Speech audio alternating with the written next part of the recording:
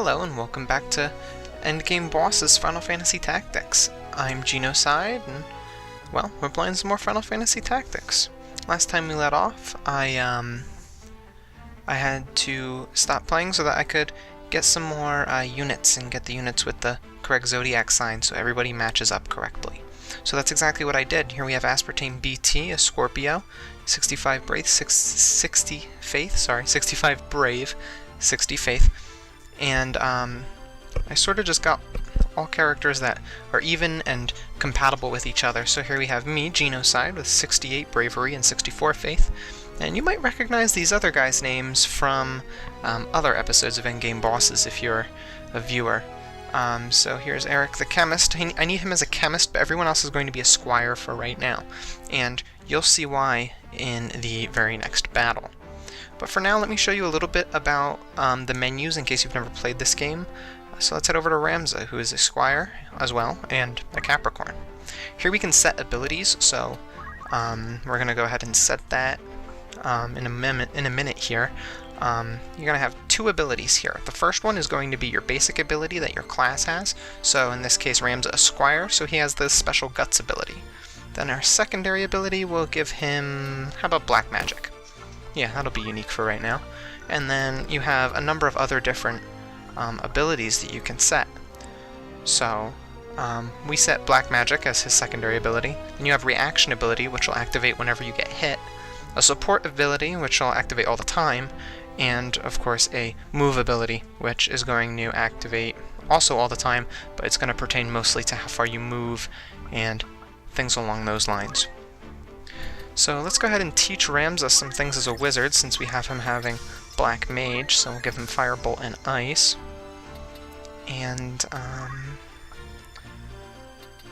gained job point up, I want to talk about that real quick.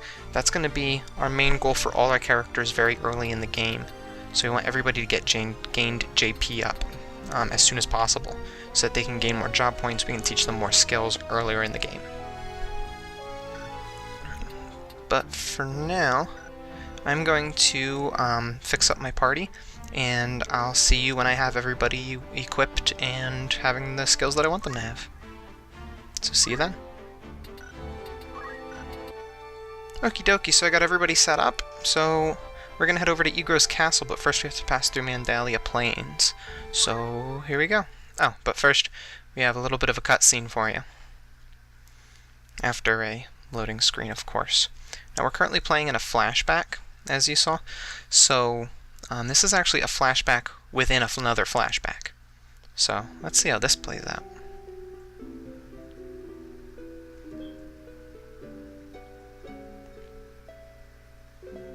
Having attained the highest rank of Heavenly Knight,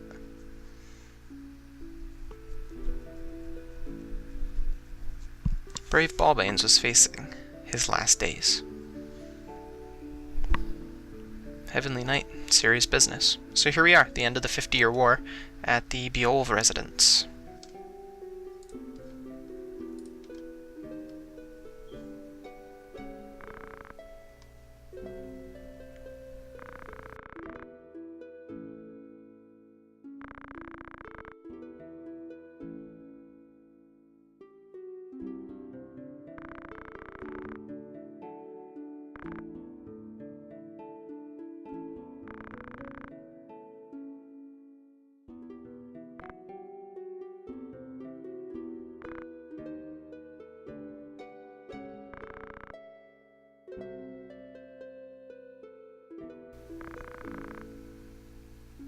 Yeah, where am I?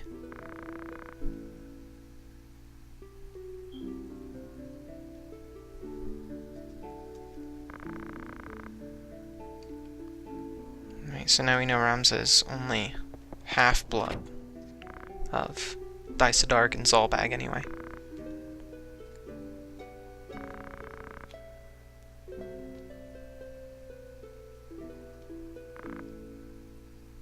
They have quite the family resemblance. It's the ponytail, for sure.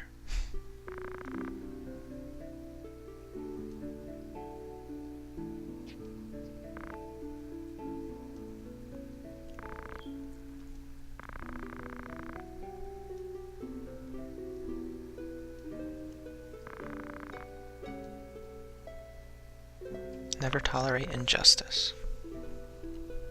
That's the be-all way.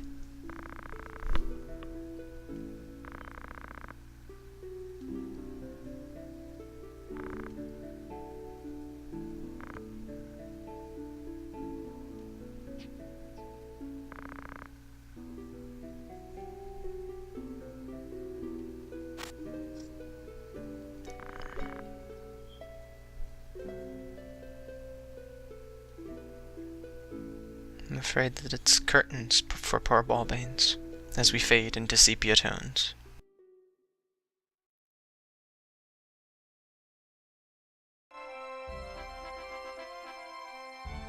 Alright, so, before we head over to Mandalia Plains, I just want to let you know what I did with my formation here.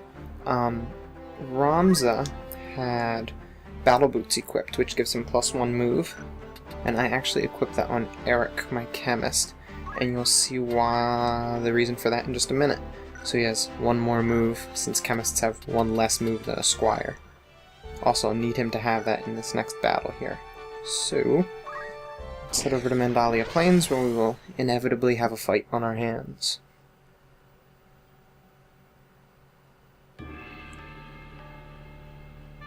Alright, so it doesn't really matter how I have my party set up, honestly. The only thing that is important is that Eric is here. So let's start the battle and see what's going on.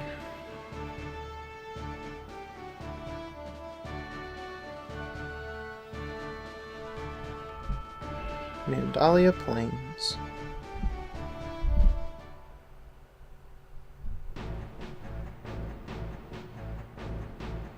Some pretty nasty sound of music.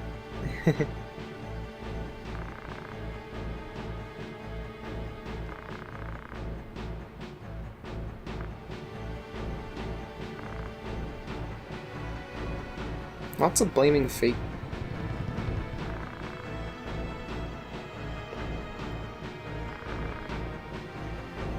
The Death Core. Okay, so you have 2 options here in this battle, choosing either destroy the Death Core or saving that guy as our priority. Now, if you choose to hit destroy the Death Core, your entire team gets a +10 bravery boost, meaning they'll be better at attacking and defending, and also at reaction abilities. But if you choose saving him as our priority, which is what we're going to do, instead of our mission objective simply being defeat all enemies, it'll be save Algus. And we're going to be doing that because later in the game we'll get a bravery boost in a much more difficult fight. Also, it is the be-all way, as Ballbanes just said. Never tolerate injustice. So we can win this battle as long as Algus doesn't die. If Algus loses all of his HP and goes down, the battle's over, we've lost. So let's see what we can do.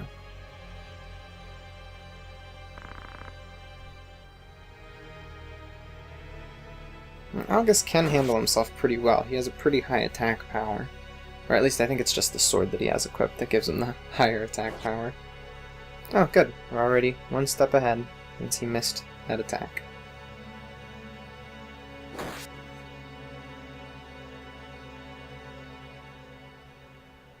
It does seem kind of silly how the enemy gains experience points as well as you. I have an interesting note here for you. We're fighting the Death Core here. When I was a kid, I used to think, because I didn't know words as well, that they were the Death Corps, which is kind of silly and redundant. What's funny, though, is that in the PSP remake of this game, they're actually called the Corpse Brigade, which is actually pretty funny, seeing as I mispronounced them before. So I gave Ramza black magic for this battle, for this reason exactly. So this first movement, he won't be able to actually hit anybody, except for this guy. Algus is still in pretty good shape, but I'm worried that in the next turn, he might get beat up a little bit. So that's why I gave Eric the 1 more move, so that he can hit Algus with the potion. Especially if both of those hits would have connected to Algus earlier. So just to be safe, we'll hit him with a potion and continue on our way.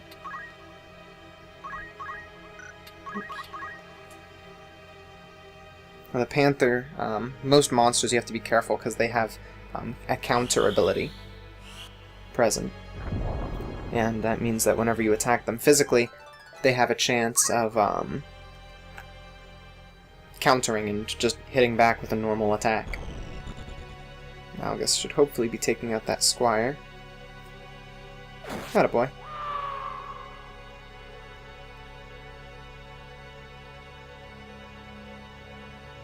Uh-oh, throwing rocks. Actually a great ability really early in the game, to be honest. Even later in the game it can be useful.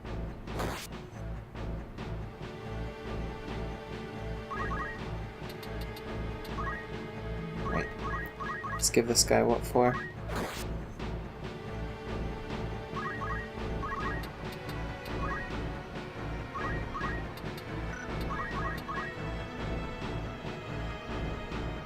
Alright, so you can see that 2 floating above that guy's head. Once the dead guy over there. If that 2 reaches 0, he'll become either a treasure chest or a crystal, and he will no longer be able to act. Or, well, be able to be revived is what I mean. And that's a huge issue because that'll happen to our party too. If Ramza ever becomes a crystal or a treasure chest or what have you, it'll be a game over. But more importantly, you can also lose your units forever if this happens.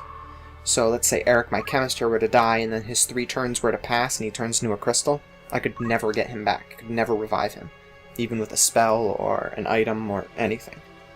And that can be kind of rough. Woohoo!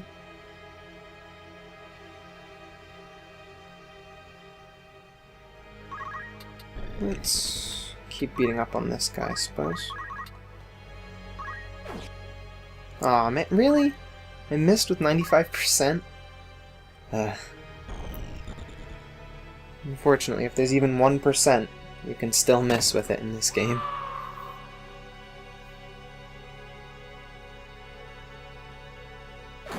Oh yeah, but he can hit me. Nonsense. Utter nonsense.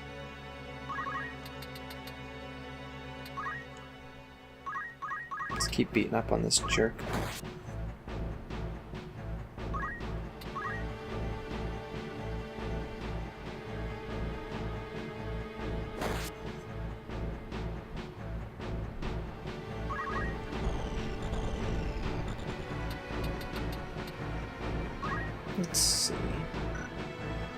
Let's see how quickly his black magic could affect. 2 turns.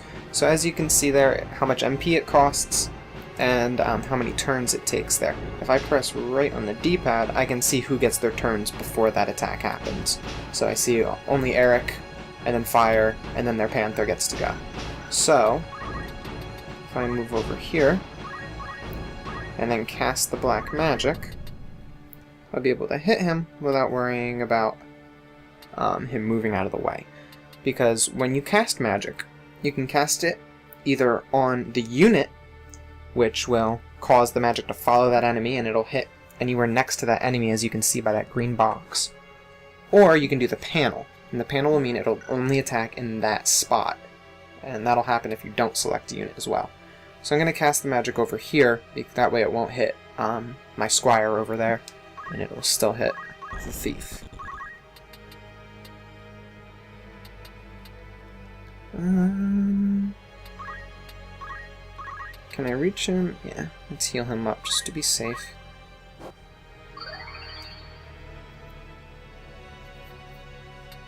And we'll wait.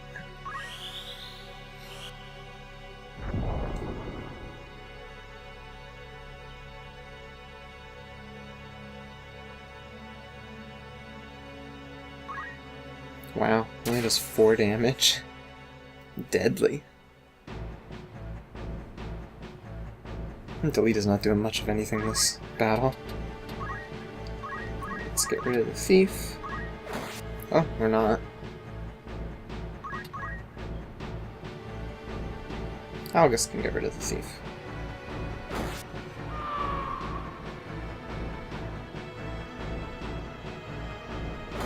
Woody.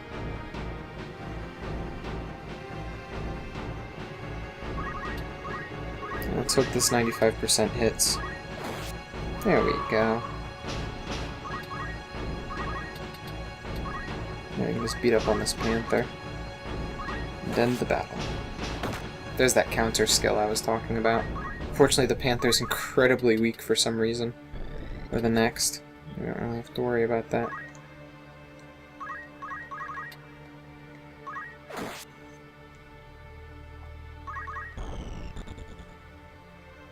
Delita getting all the action over there.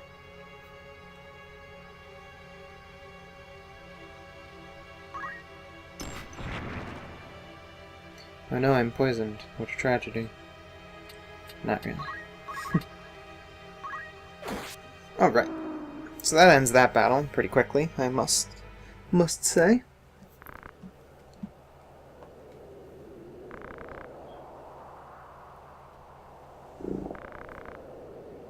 The Marquis Elm Door.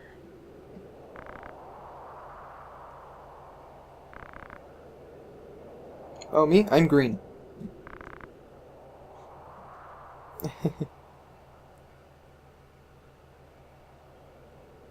Okay, so we got through that battle with relative ease. Let's get our bonus money and our war trophies. A couple of potions.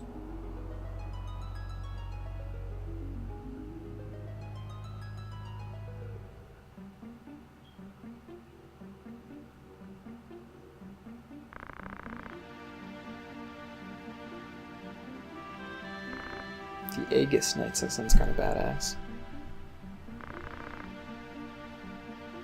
Yeah, you're just a cadet. Just like us.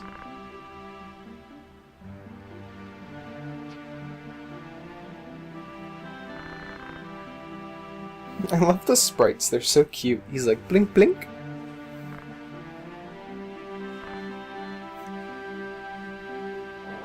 That's what Ramza said out loud. Question mark, question mark, question mark?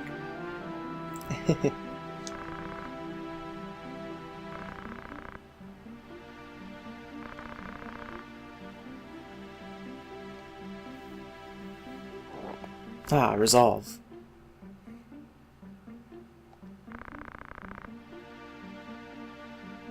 Delita, the voice of reason.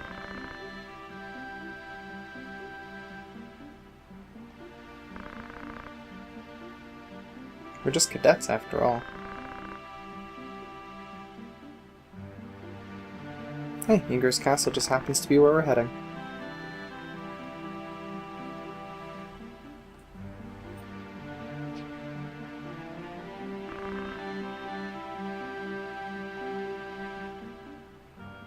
Alright, so now Algus has joined up with us, and we can go head to Igro's Castle.